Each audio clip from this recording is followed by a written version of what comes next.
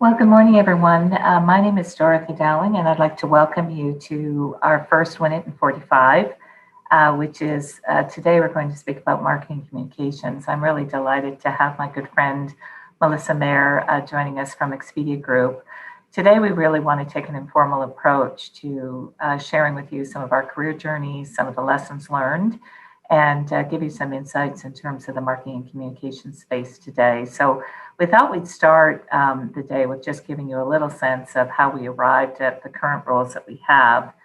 And if I may, I thought I might start with a self-introduction. And I wanted to begin with, I wish that there was a roadmap that I knew I was beginning upon when I finished my graduate school in Canada. But what I would offer is I did have a great sense of ambition when I graduated, simply because my parents, working class parents that have never gone to university, had big aspirations for me, and certainly had high expectations in terms of the investments that they had made in schooling for me, and expected me to use that schooling in terms of my career. So I started as a research analyst. I evolved from that role into a consulting role with Lowenthal Horwath in the early days in the hospitality practice. And from there, I went on to brand management roles and regional sales and marketing roles. What I would offer is the journey. My early formative years for me were critically important in shaping a few things. One was the sense of urgency of the perishable nature of our inventory. And two was really the accountability to the folks that owned the assets in the hotel space, and that they had made their life investments in real estate, and it was incumbent on me to make sure I showed value. So again, it was more of a journey of self-discovery. Each job led into something else. That was a couple of years in the making, but that is really how my journey began. And I would offer each job was 2 or 3 years, and continued to open up new doors as I went along. Melissa, I don't know if you'd like to share yours now. Sure. Thank you, Dorothy. I would. So my path is a little bit different from yours. I went to university for hotel management school. And before I went to hotel management school, I struggled between communications and hospitality, and it ended up the hospitality route. And my first role was in the hotels. So learning sales and marketing, I did internships and really got a good understanding of the hospitality business, and knew that I wanted to be on the account facing and sales and marketing side. So really went up through the sales funnel, started in sales at the Las Vegas Hilton, and then opened Bally's Hotel years ago. And then from there moved to Expedia Group, where I started on the account management side, and then veered into communications, PR, and the B2B marketing space. And for me, my career has been a journey of learning new things and really trying to understand the customers, as well as the internal stakeholders, and really how to focus on solving the needs of the business. And so it's been a great journey. I'm a massive fan of the travel industry and the sales and marketing industry. And I think it has so many important factors, not only in our professional lives, but also our personal lives. Because I think a lot of traits that we carry in the fields of marketing and communications can carry into helping us in our personal lives. Sure. Melissa, I'm wondering if you can kick us off in terms of really giving us an understanding of your team, in terms of what are the key roles on your marketing communication teams. What are you really looking for when you're making hiring decisions? And would there be any recommendations that you'd like to offer to the audience in how they might position themselves for careers in the marcom space? Sure, absolutely. On the marketing side, again, we're focused on the B2B space. We have 4 divisions within that group, and that is automation and tech, which is incredibly important in a growing field. We have growth marketing, where we want to make sure that we're bringing new partners into our platform and that we're constantly engaging with them. We have product marketing, which is a critical function, and then brand and creative. So that's on the marketing side. And then on the communication side, we have two functions. One is really internal communications, and the other is external communications, or PR. And what we've found is those groups work very, very, very closely together to make sure that we're capturing the right audience, that we're when we're talking to our employees and our partners, that we're using the same voice and tone, and that we're carrying the right messages. And on the marketing side specifically, what I look for is when someone's applying for a job that's a little bit more senior, is someone who has a data-driven approach. So the analytics side is certainly important. As I mentioned, the tools and technology, that area is really growing. So knowledge of that space. I think the average marketing group uses 5 to 7 tools. So really having knowledge in that space is important. Dorothy, how you started your career, the research side, that is always important. And then I think some interpersonal skills, influencing, persuasiveness, and then of course the passion to be able to try new things. The marketing field is changing dramatically. So someone who is able to take risks and convince internally the reason to spend dollars on taking those risks, but someone who has a bit of passion for risk taking and trying new innovative ideas, which I know, speaking of innovation, I know that's certainly something that is important to you. And I know at Best Western, Dorothy, you champion a lot of that with your partners as well as internally. And I guess let me ask the question back to you. When you're looking at roles, what's really important for you when you're hiring? Yeah, so that's a great question, Melissa. And I, like you, share some of the same areas in terms of the skill sets that we're looking for. Data science has really risen to the top in terms of people really understanding information and being able to bring insights. But when I look more broadly, that ability to persuade and really build business cases to take a level of measured risk investment, to me, is one of the critical skills of today. I've been with Best Western now 17 years. We're a consensus-built organization because we're an association. We have to always bring our members with us. So building business cases, being able to demonstrate value creation to them, and being able to be a storyteller in terms of what's in it for them, to me, is critically important. When I look at COVID today, because it has reshaped, obviously, the whole talent situation in our industry, the other component that I'm really striving in terms of evaluating candidates when they come in is teamwork. Do they have a demonstrated competency in really working in a flat organization, working with a team, being a really strong team player and supportive of each other? Those are really important skills for me that I'm looking for today, because so much of what we are doing as we are in COVID and coming out of COVID means that we have to be unified in our approach, and that we have to be able to be good teammates to each other. I love that you say that. My team knows that my favorite word is communicate and collaborate, and I think it's always important, but now more than ever. Just a follow-up question on the business cases. I think that's so critical. No matter what seniority level you are in your career or organization, do you have any tips or guidance for the listeners today on how to get better experience in setting up a business case? I get that question a lot. We don't know where to start. So how do you guide your team members? So I think it's a lot of different skills that come together in putting a business case together. Melissa, I'm a tremendous admirer of you in terms of your negotiation skills. I think early in my career, I had the good fortune of taking a few courses on negotiation and really getting to yes and getting past no, those two sort of landmark books that were written many years ago. But to me, building that business case is really a disciplined approach to that negotiation. It's really understanding in the eyes of the buyer or the eyes of the audience, what's important to them, and really structuring out that narrative. What I would offer is that many folks are not good at really investing that time up front in terms of really building out that outline of the story, really challenging themselves to think through the eyes of the individual that they're trying to influence and really build out the what's in it for them.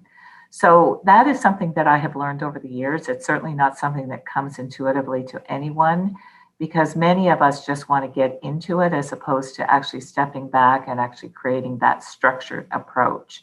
But it is something that I have come to appreciate over time, that taking the time upfront to really think through, understand all the potential objections, understanding all the risk mitigation that you need to bring forward in building out that narrative is really the approach to getting people to buy into a decision and come along in terms of not only buying in initially, but supporting the actual implementation execution associated with that decision.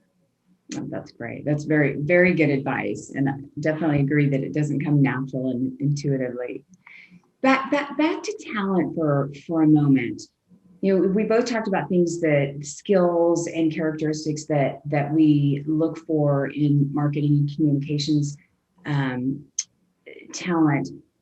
If you think about the last year and a half and going through COVID, one of the things that everyone in marketing and communication was dealt with very quickly is crisis management and crisis communication and crisis navigation through the organization.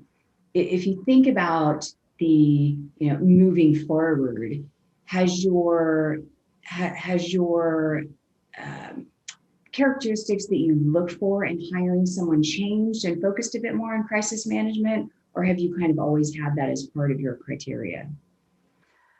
I think in our world, we've always had a fair amount of appreciation, respect for crisis management, just because of the nature of the hotel business. And we are here to support our hoteliers in whatever kind of situations they find themselves.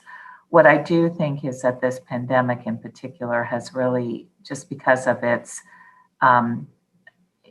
complete overtaking of our world, I think built us, the marketing folks, up to a very different role. I often say that marketing had an outsized role in terms of the navigation of the pandemic. And a lot of that was in terms of really understanding customer mindset, really building out the ways to communicate with customers.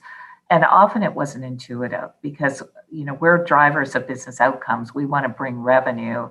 And at the point in the pandemic, we just had to step back and give everyone an understanding that this was a health crisis first, not an economic business crisis. We had to lean into the customer's mindset in a different way and bring that narrative about being a caring business partner, a caring provider of services to our end users and guests.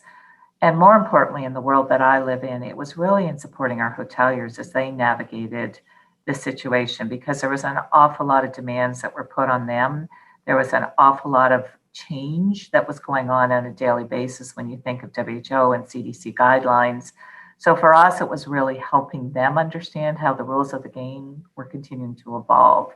So back to your question about, is crisis management more important?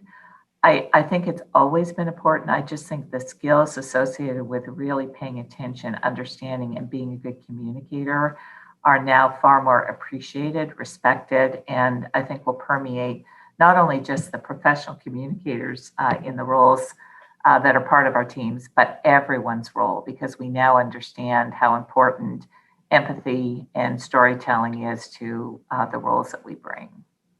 Oh, that's great. And I think empathy was by far at Expedia Group the biggest thing that we focused on, and the balance between getting it right between our partners and our consumers was a very delicate balance. And one of the things that we had done to make sure that we were, going back to an earlier point that you said, that we were listening and seeing things through the eyes of both our partners and consumers, is, we set up very quickly, and as I'm sure you did too, focus groups on both sides.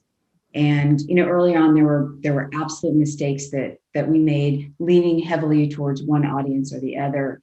But the one of the good pieces of information that came out of COVID was just the overwhelming feedback that we got from our partners in what they wanted from us.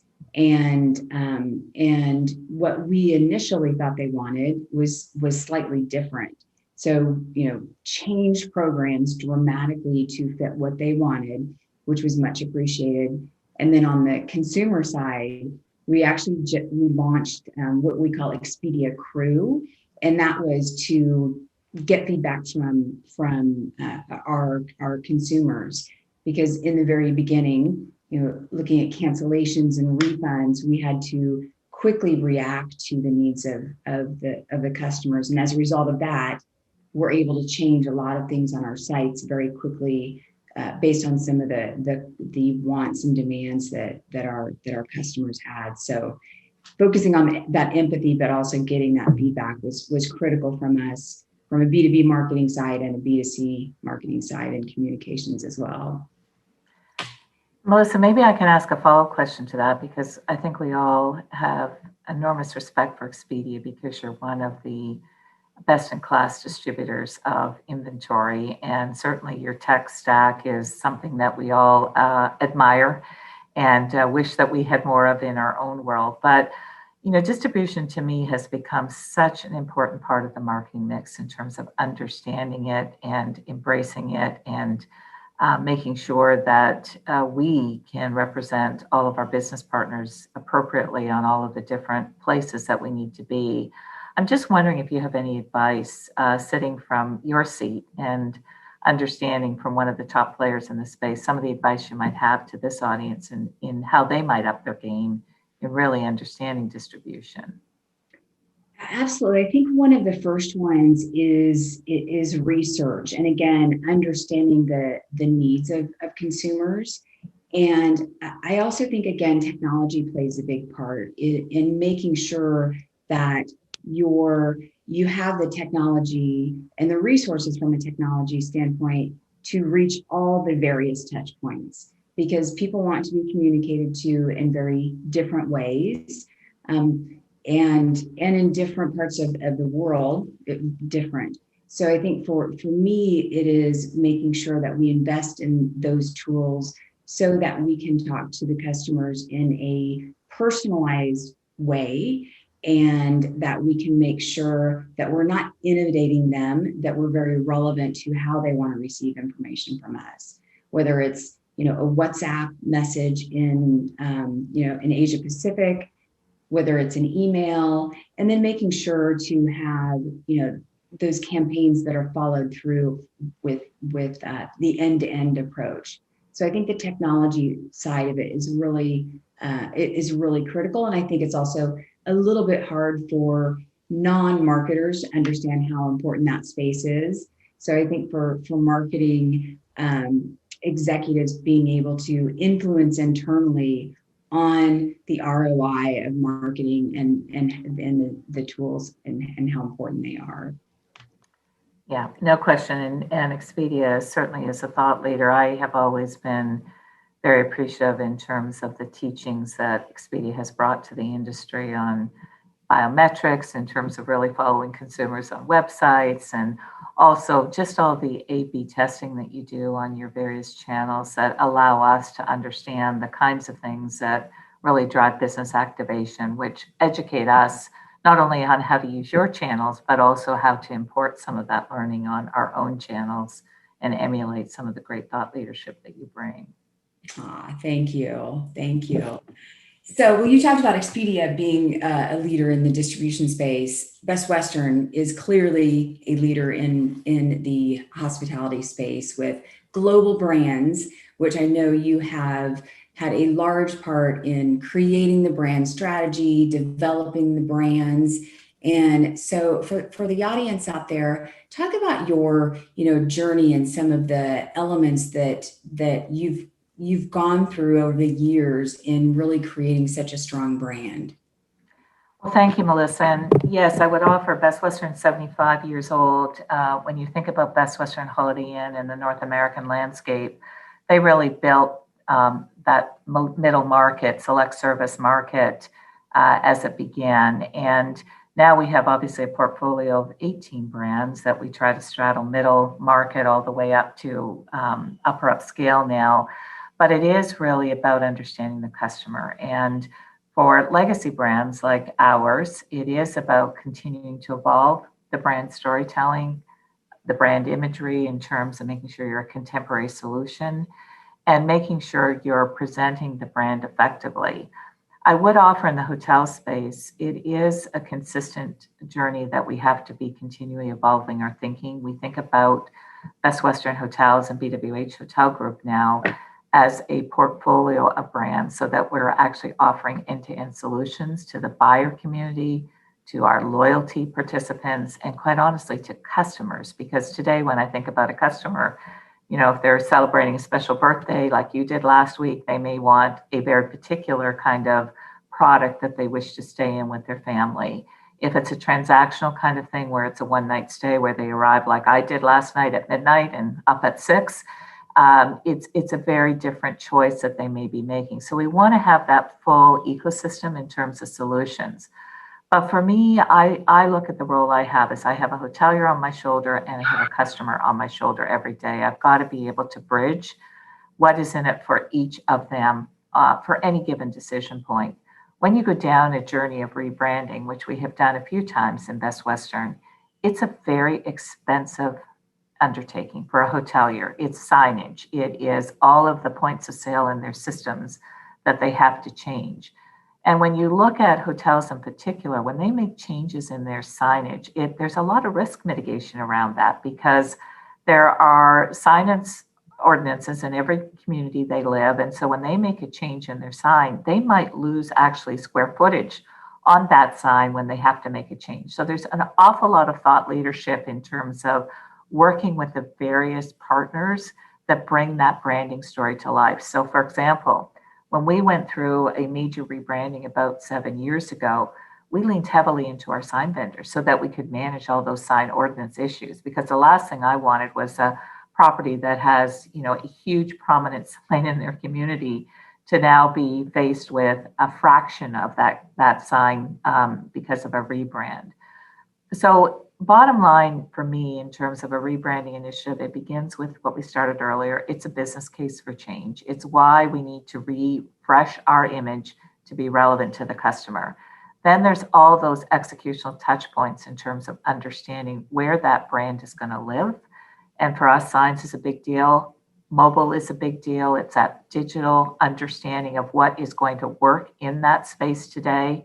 And then when we think about a lot of the buyer community, when we look at more of the traditional points of sale like GDS, it's also understanding how some of those things are going to be represented in chain codes and some of the character limitations, all of those kinds of things. So it's getting the right team together to really think through all of the architecture on the execution. It's building the business case for the hoteliers to make some of that decision point. But it all starts with the customer in terms of if you're making a lot of evolution in your product, you have to refresh your imaging so that customers are really understanding the kinds of investments. The last time that we did a complete rebranding was when we had made over $2 billion of product investment in our hotels, and we wanted to create that signal to the customer.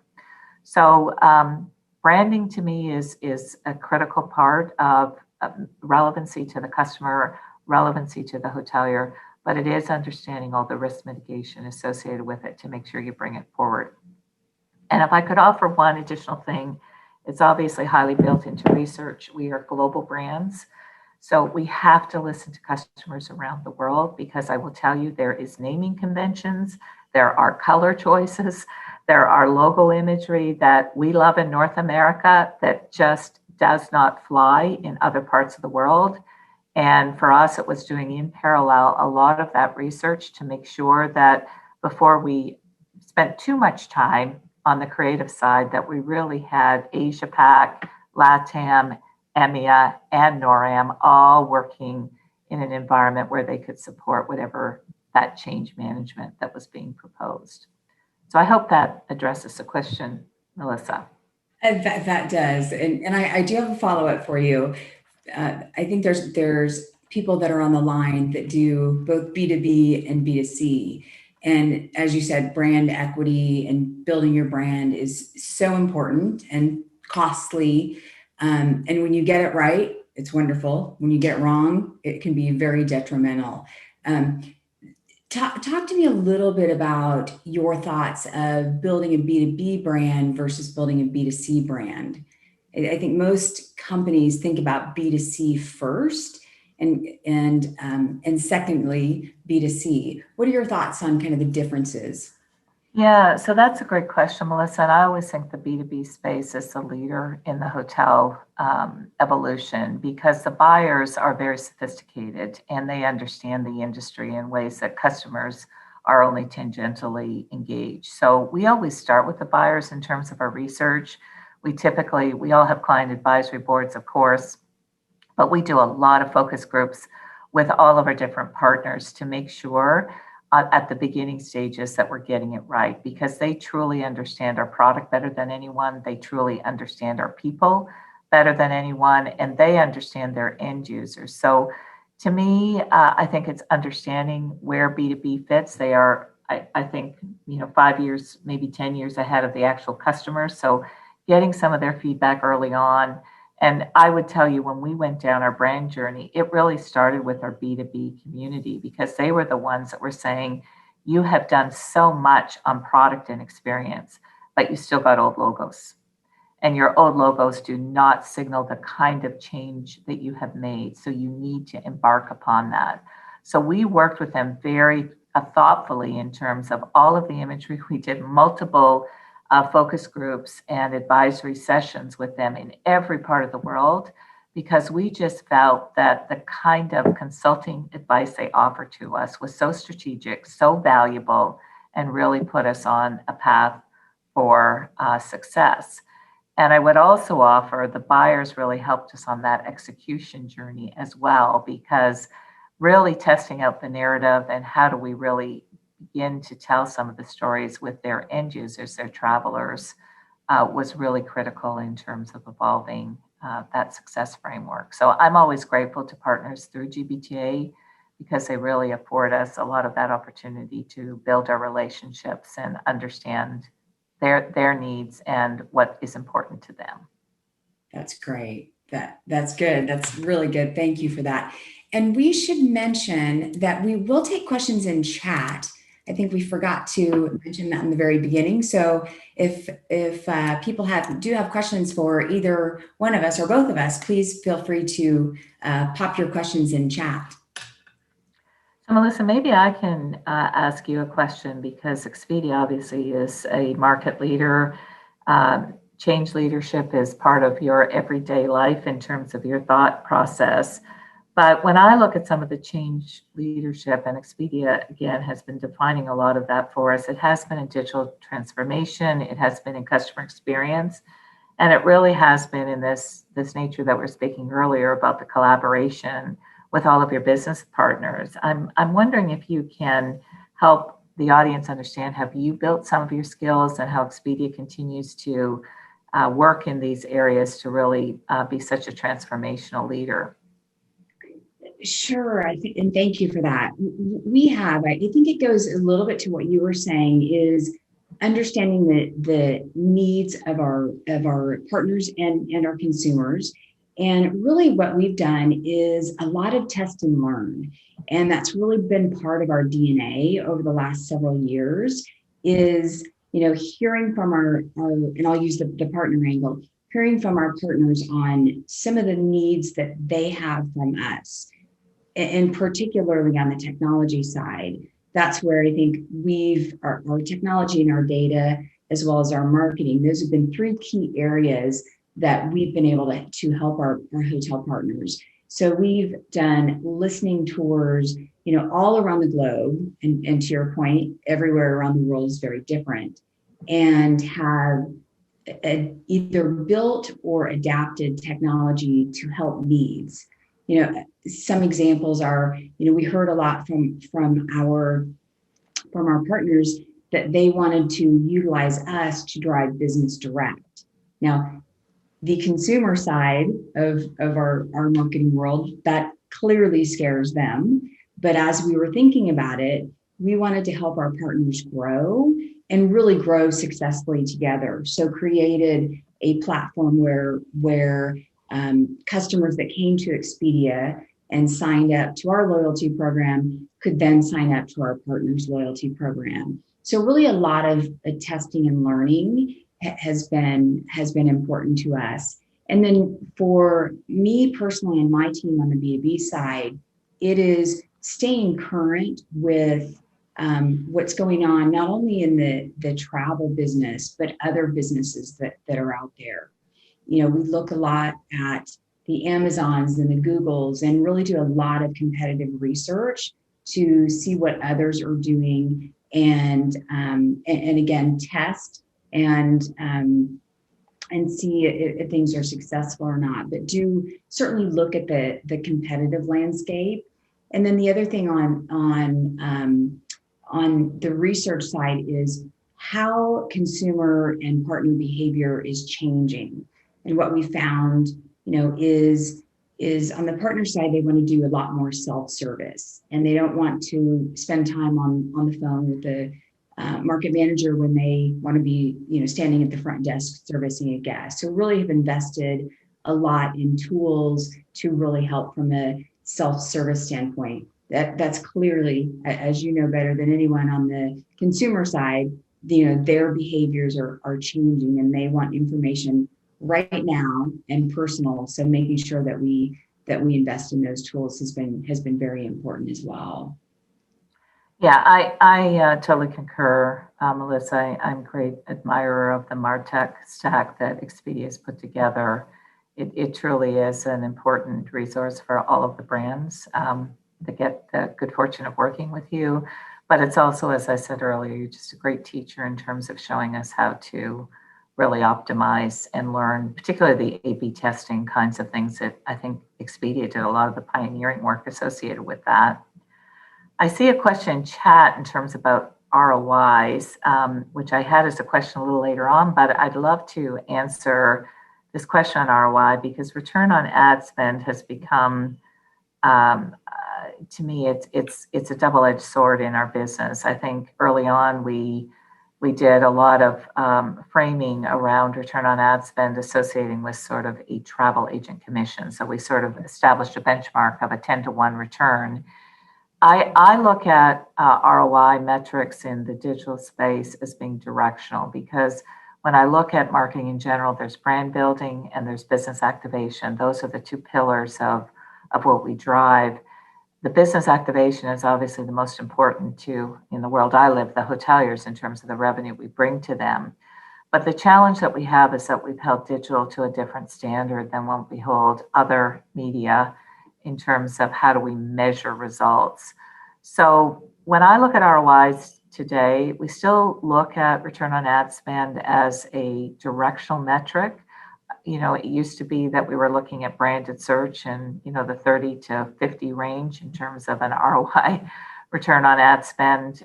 Certainly non-brand search is in the 2 to sometimes 3 to 1 range. So for us, we look at that purely on a directional basis today. But media mix modeling or econometric modeling, when you can put in all of the data associated with what is going on in the broader ecosystem, really is what brands like to do to really establish what kind of value creation is being provided through all of the different investments that you're making in the marketing space. So I think it's a balance. They're not inexpensive studies to engage with. So typically they may be on a 3 to 4 year basis that you might make those investments. But at the end of the day, I would offer that I still think return on ad spend is a good metric. I just don't think it's an absolute metric. It is a directional metric that should be showing you what kind of results that you should be looking for, and leaning into partners like eMarketer and some of the other major bodies of research that are out there. They can always help you balance some of those numbers. But that is what I would offer in the ROI space, that For me, it is around directionally. I still think that you have to balance some of that with your experience, knowledge base, and also what you're saying in the competitive mix as well. Melissa, I don't know if you have any thoughts on ROI and metrics that you use. I agree with everything that you've said. I think sort of my ROI is really, we look at ROI on the B2C side. On the B2B side, it's a little bit harder. And it is, I think, one of the challenges that we face, which was going to be a question I was going to ask you, is really influencing the finance, our CFO to look at ROI and in the B2B space and really influence being able to spend more. And I think that's been one of the biggest kind of learnings for me. And because when we have conversations on the B2C side, it's customer acquisition and spending there seems very natural. And on the B2B side, it doesn't seem as natural from a CFO standpoint. So we use a lot of tools and measure a lot, but are constantly remeasuring and reevaluating. And for us, it's been an education. We've had to really demonstrate the ROI on some of our acquisitions for new hotel partners, acquisitions for campaigns, and really just make sure that we're telling the story internally. That's probably one of the biggest learnings that I've had over the last few years, which sounds so basic, but it's really telling the story of when you get a customer or a partner, and when a partner's engaged in a tool, what the ROI is on that, and really telling that story has been a something I didn't realize that I would spend so much time on educating and influencing, but that has been critical to our B2B success over the last few years. And I think that's a very authentic answer, Melissa. And I think to Debbie, who asked the question, my point of view is that it's really hard because there is no way to do any kind of linear attribution today. And so it is around coming up with best fit in terms of how to build some of that business return storytelling and continuing to look at that business case on the risk mitigation, because sometimes it's if you don't do it, what is the possible loss of business that can result for not making that investment. I know we're coming up to the end of the session, Melissa, so I'm wondering if I could ask you about your personal learnings. What are you investing in terms of upping your game? And do you have any suggestions for the audience in terms of how they might follow you in some of that educational investment you're making? Absolutely. I always preach to my team that they should take 10% of their day and carve it out to their personal learnings or their professional learnings. And I'm probably not as disciplined, but I do like to make sure that I'm reading books, that I'm going to webinars, that I'm really focusing on. This last year has been a lot more about empathetic leadership and authentic leadership. And I think the other thing that's incredibly important is associations like GBTA and WINiT, and really using the tools and the opportunities that are there, but also using the networking and building those networks. I think networks have always been incredibly important, but when you go through a crisis like COVID and you don't have all the answers, being able to pick up the phone and reach out to your network and seeing what they're doing. And Dorothy, you and I have talked. We have a lot of the board of WINiT who have done roundtables, and so I think really carving out time to make sure you're building those relationships and utilizing those, because I think that's I think your quote is relationships are the currency of life. And I believe that we need to make time for that. So, Melissa, I totally concur with that 10% rule. I had that 10% rule presented to me earlier in my career. It was more around that investment in relationships and networking. And, when you're earlier in your career, sometimes you don't really understand how much value you really are building for yourself. But I think our relationship is a testament to that. I think the wonderful women that we get to partner with on the WINiT board is another testament to that. It's people that bolster you. Sometimes when you need a personal lift, it's often that voice in your ear that you're not alone in some of the business challenges or personal challenges that you're facing. But it is sometimes someone that you can have outside of your day-to-day company and say, these are some of the challenges, like an ROI challenge or a staffing challenge, that it just is that shared experience and guidance that we afford each other. So I'm always grateful for the relationship we have. And I'm really grateful also to be able to participate with you and some of the other remarkable women that get to participate in WINiT. If I could follow up with one question on that, Melissa, I'm just wondering if there's any books or ideas specifically that you might have partnered or engaged with in the last little while that you would offer to the audience. I think I've told you this before, but I'm a very big Brene Brown fan, and I think her message on vulnerability and leadership and vulnerability.